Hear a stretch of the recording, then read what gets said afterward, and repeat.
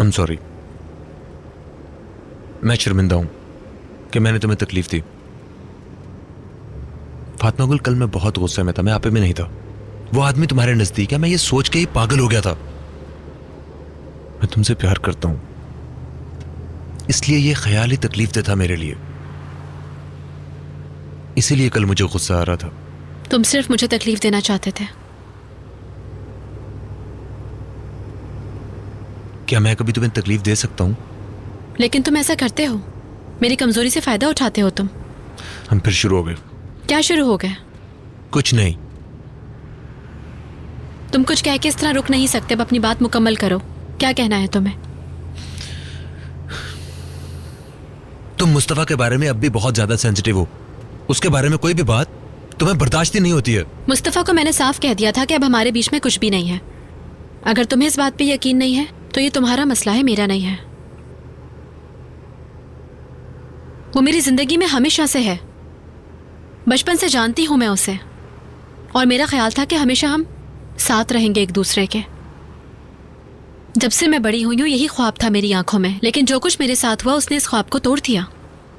अब तुम क्या चाहते हो कि पलक झपकते ही मैं सब कुछ भूल जाऊं? बहुत हो गया, मुझे नहीं सुननी कोई बात मुस्तफा के बारे में। मैंने तो क्रिस्टीन की और तुम्हारी बातें सुनी थी ना। तुम्हें अंग्रेजी में अपनी महबूबा से बात करते हुए सुना था मैंने। तुम आराम से उससे बात कर रहे थे क्योंकि मेरी अंग्रेजी अच्छी नहीं है। तुम मुझे उस होटल में ले जा रहे थे जहां तुम और वो कभी साथ रहे थे, मगर मैंने तो कुछ नहीं कहा ना तुमसे। वो खाने की मेज पे तुमसे हंस हंस के बातें कर रही थी, क्या मैंने कुछ बोला? वो मुस्तकिल तुम्हें घूर घूर के देख रही थी, क्या मैंने कुछ शिकायत की तुमसे इस बारे में? क्या तुम जेलस हो रही थी? इससे क्या ताल्लुक इस बात का? तुम हो रही थी जेलस। नहीं तो मैं तुम्हें सिर्फ तुम्हारी बात का जवाब दे रही हूँ अपने अल्फाजों में। इनकार क्यों कर रही हो? मुझे तो खुशी हो रही है इसकी। देखो, मैं ये सब कुछ सिर्फ इसलिए कह रही हूँ ताकि तुम समझ सको कि आखिर मेरे दिल में क्या है। भला मैं क्यों जलूंगी किसी से?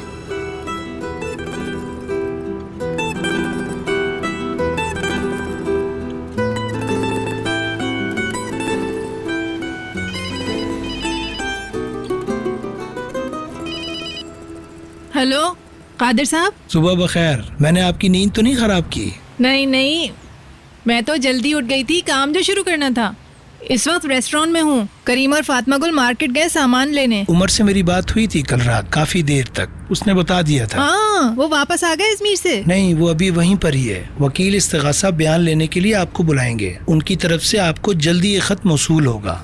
बस मैं आपको पहले से बताना चाह रहा था ताकि आप इसके लिए तैयार रहें। अच्छा किया कादिर साहब आपने। मैं सुबह को जाकर और शाम को आ सकती हूँ मेरे ख्याल में आराम से। कोई मसला नहीं होना चाहिए। सिर्फ आपसे ही नहीं, वकील इस्तिगासा रैमी और मुकद्दस से भी बात करेंगे। ये तो होना ही था एक ना एक दिन, है ना? बिल्कुल ठीक है। चलें ठीक है, मैं बता दूंगी उन्हें। देखें कब बुलाते हैं हमें, हम लोग अपनी तैयारी कर लेते हैं। अच्छा, तो मुझे ये बताएं कि हैसर ओविक कौन है?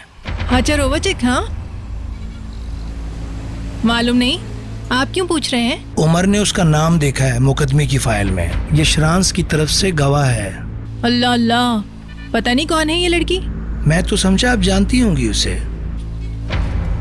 हो सकता है हमारे शहर की हो कोई, मगर मुझे तो नहीं लग रहा कि ये नाम पहले सुना है मैंने। अब पता नहीं कौन लड़की होगी जिसे ये शरांस इस्तेमाल कर रहे हैं।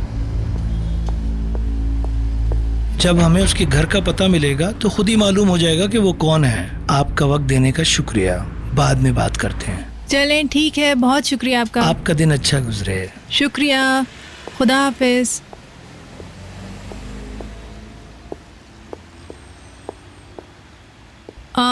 राहिमी,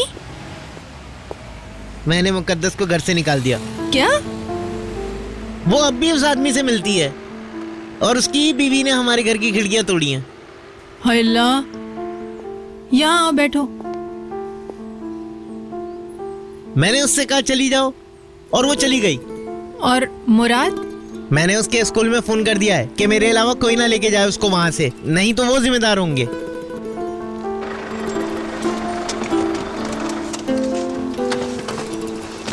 मैंने ये सब कुछ कर लिया था जबकि वो मुझे पागल कह रही थी। मैंने निकाल दिया उसको अपनी जिंदगी से और अपने दिल से भी। हमें देर तो नहीं हो गई आने में? नहीं भाई, राय में थोड़ी सी हेल्प करना, चीजें अंदर लेके जानी है। भाई क्या हुआ है?